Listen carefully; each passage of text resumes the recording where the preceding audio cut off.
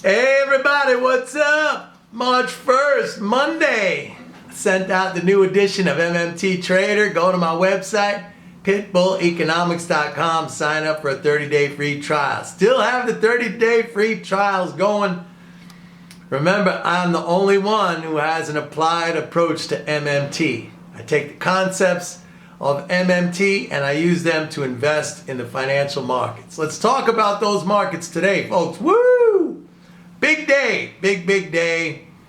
Not surprising actually, because Friday, late last week, we had that panicky sell-off based on the spike in bond yields.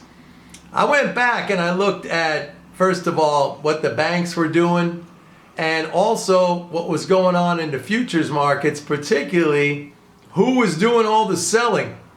And in the futures market, let me just talk first about the banks. The banks were liquidating Treasury and agency securities, as I was saying, as a result of the reserve build. But it was not like a tsunami of selling. It was very contained. The amount was down 34 billion over the last 3 weeks, so nothing extraordinary. The good news is we did see a pretty decent uptick in loans, and even loans in segments where we haven't seen any real increases now for a long time, particularly credit card and revolving credit. So that's good news. I mean, credit demand is coming back. It's a reflection of an improving labor market and an improving economy.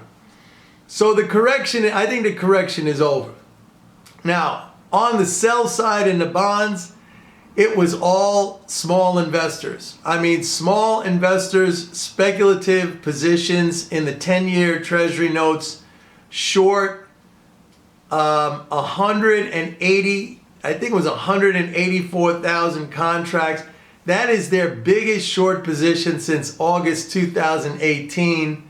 And August 2018, if you go back and you look, that preceded an enormous rally in the bond market and a big decline in bond yields. Anyway, that's how that breaks down. I think, that was, you could understand that the small investors, they just bought into this hyperinflation, meme, this hyperinflation narrative that we've been hearing about. You had guys like, the big short guy, Michael Burry, saying we're going to be Weimar Republic and all that nonsense.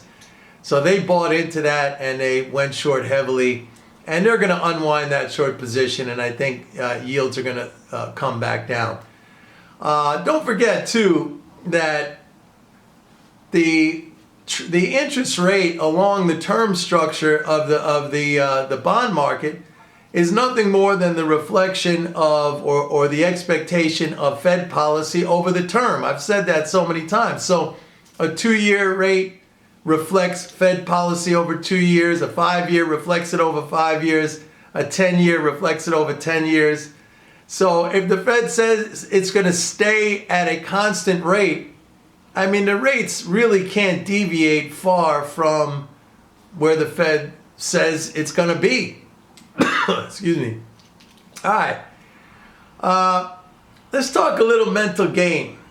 I talk about developing that mental toughness. One of the things you got to always try to stay focused on is not to panic, not to get emotional in stressful times. That's really, really important. I talk about emotion and how we can use other people's emotions to our advantage.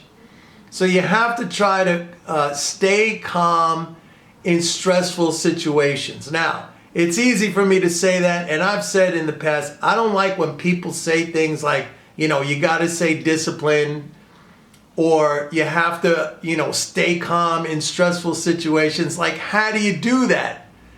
It only helps you if I can give you instruction on how to do that.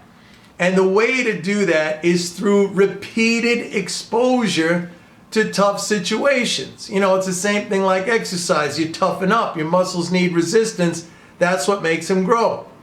So repeated exposure to tough situations. And look, we're in an activity, trading and investing, where you're naturally going to be faced with difficult or stressful situations on a regular basis. So again, it's about framing. It's about understanding that that's a good thing. That's what is going to toughen you up. And the worst thing you can do, or I should say kind of a self-sabotage, is to run from that.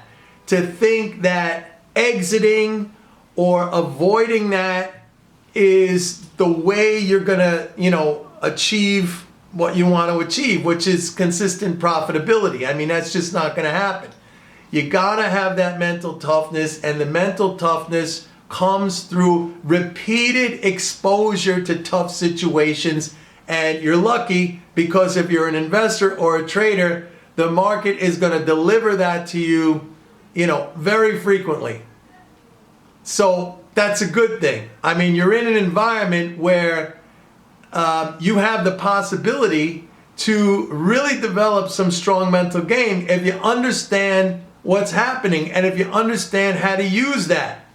The only way you can get there is, as I said, through repeated exposure to tough situations. That will bring you to a point where you're not going to get stressed out. You're not going to get panicked over uncomfortable situations, which you're going to encounter very, very often. Okay, we all do. It's part of the game. But there's no other way you're going to be able to ride these big macro trends. Like, let's talk about what's going on right now. Let's talk about what we have seen in the last couple of weeks. I mean, you had the inflation trade, which everybody piled into. And I told you that the trade was getting crowded, suggesting that we're going to see some kind of a correction in there, which happened, and it may continue for a while. I mean, gold is a really good example of that. The pullback we've had so far, that has been huge amount of liquidation. I'll tell you something interesting in gold. In the last, I think it was the last 7 weeks, the amount of gold liquidation is the equivalent of 250 tons of gold, almost 8 million ounces of liquidation. That is more, way more than the annual consumption of gold for the United States. The United States, I think, annual consumption of gold is 193 tons.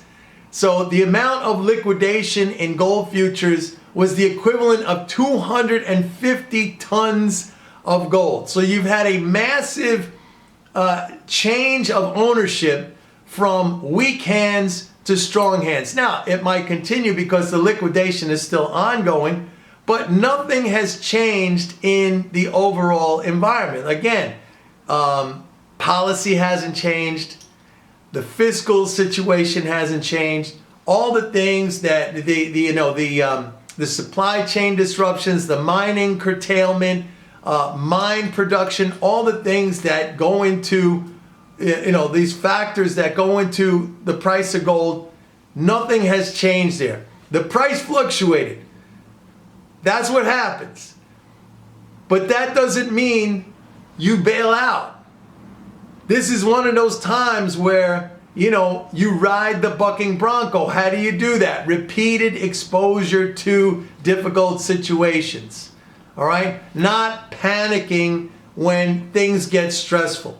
The only way, that's the only way it's going to happen. It's a good thing, not a bad thing. Anyway, go to my website, pitbulleconomics.com. Sign up for a 30-day free trial of MMT Trader. See everybody tomorrow. Bye-bye.